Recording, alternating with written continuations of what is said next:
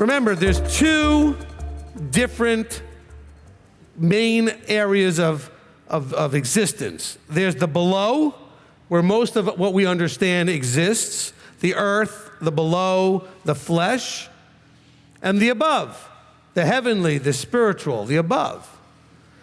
And the thing is, coming out of her, my people, is coming out of the below, coming out of the flesh, coming out of the earthly, the worldly. And since we can't go there, we have to bring what's up above here. And that's what he wants to give us. He has a book telling us about how we can connect with, imitate, and become like the heavenly and the above, the spiritual.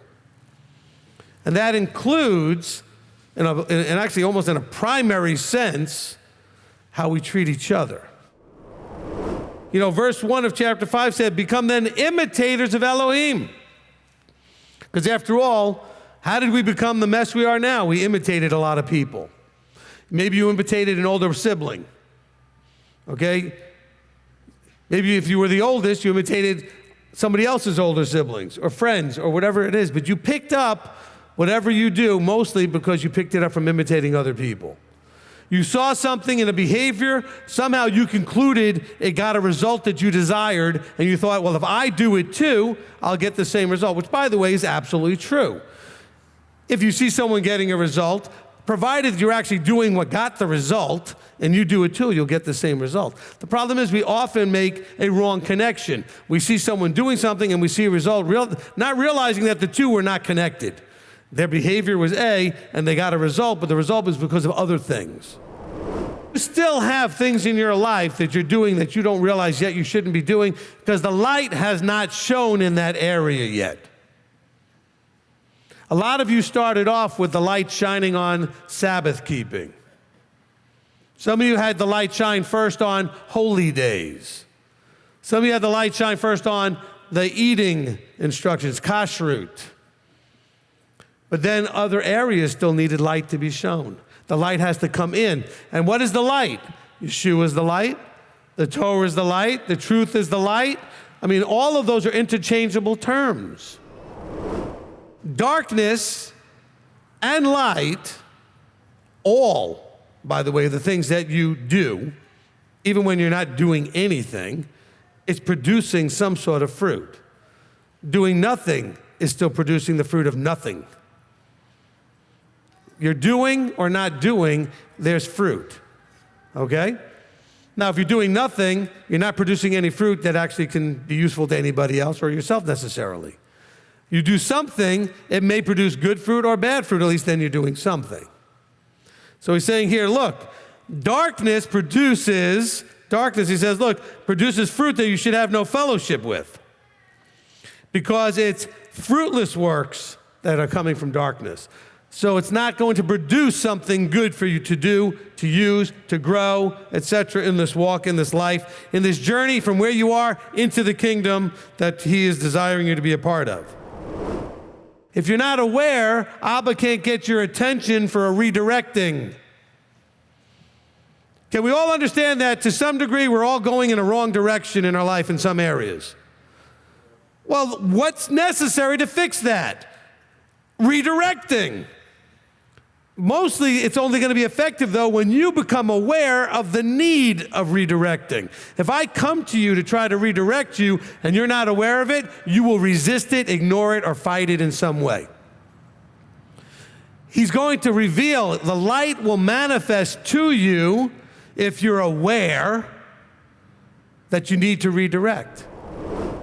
If it's your finances, go find someone who knows finances. If it's drugs, find someone who knows how to deal with drugs. Whatever it is, find someone who's trained to guide someone with your challenge through that process to get healthy again in that area.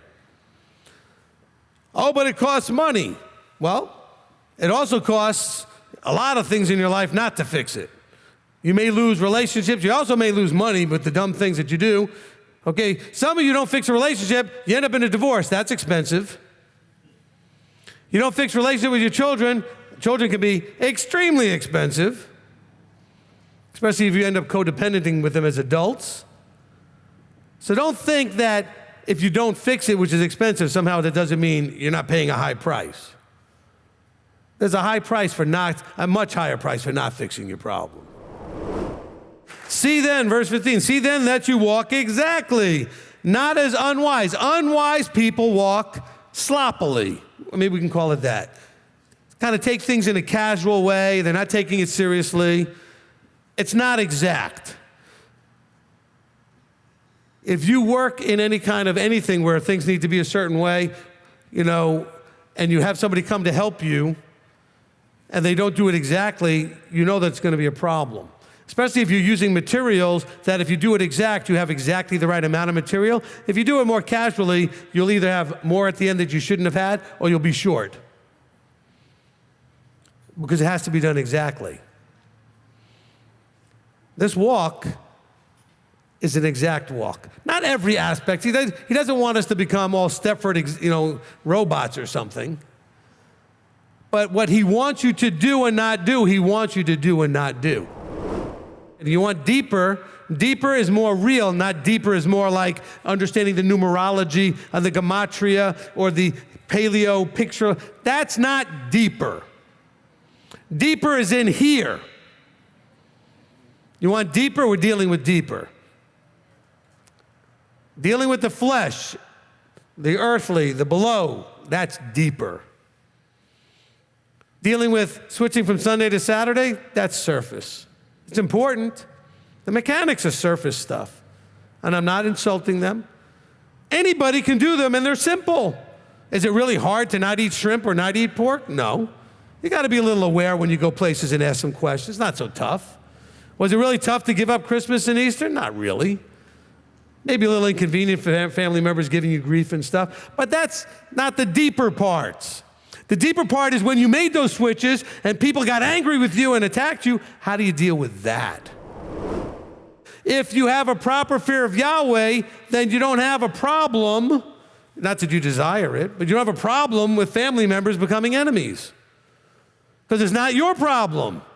It's their problem, and Yahweh will take care of a problem. It's really not your problem. You have to deal with the, discomfort of it. It's not fun to have to deal with it, but it's not your problem. But Rabbi, it's going to be a problem if I don't. No, it's not a problem. Not for you. It's a problem for them because they're not going to emotionally handle it very well. And it might create a rift in your relationships, which is not a problem. It's just a change in the status of your relationships. The only reason it's a problem is because you don't desire it. You don't desire that to be the way it is, so that's a problem.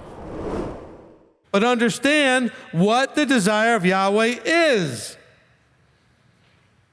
So what did he just say? He just said, everything I just told you is what Yahweh desires. Pay attention. He didn't just go off in a different direction and say, well, you need to go out and figure out and understand the desire of Yahweh. He's been trying to tell you that everything he's saying is the desire of Yahweh. But if you're not awake, if you're still walking around like the sleeping walking dead, if you're not redeeming the time, if you're not ready to listen and submit, you're walking as a foolish person.